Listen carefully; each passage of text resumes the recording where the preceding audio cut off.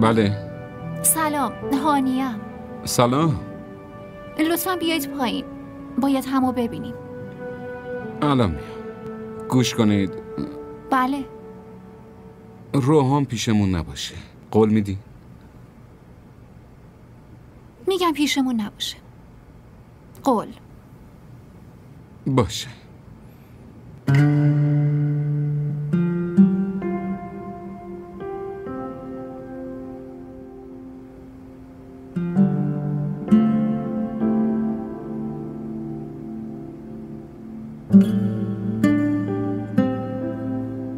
بابات خوشحاله؟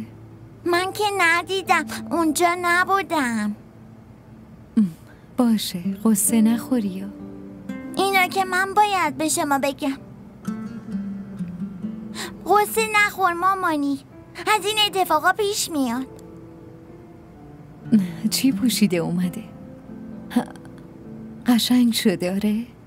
انگار اومده عروسی، عروسکی شده به خدا.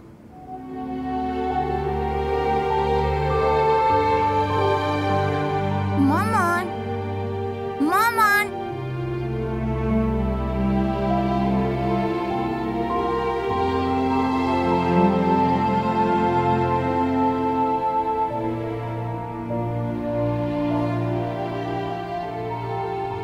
بابا میگفت اگه میخوای بچگی پدرتو ببینی، اولین پسرت که اومد و ببین. دقیقاً عین پدرته. پدر منم همینو گفت. روحام که به دنیا اومد اون گفت فکر نکن که این روحامه، این خود منم. حتی اگه بمیرم هم حس میکنم نمردم، چون روحام این منه. من الان حس نمیکنم پدرم فوت کرده. اصلا همچین حسی ندارم. پس پدرتون اومده بود خواستگاری منو، ازم خواست که بگم بله. نه اون بیشرف. به پدر که بیشرف نمیگن. اون موقع دقیقاً پدرتون بود. خودم با دقت تو چشمش نگاه کردم. موقع خواستگاری واقعاً عشقو تو چشمش حس کردم.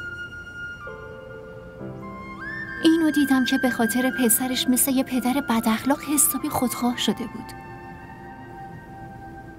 برای همین نتونستم نه بگم.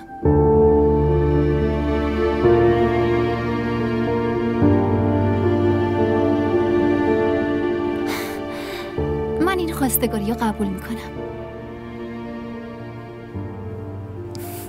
حلقه نامزدی هم با خودم آوردم.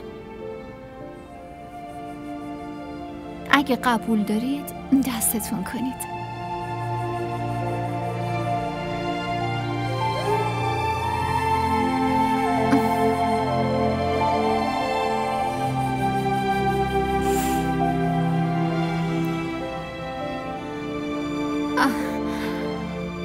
هر وقت دستتون کردید بهم زنگ بزنید. اگه نه که خب متوجه میشم حرف پدرتون رو قبول نکردید.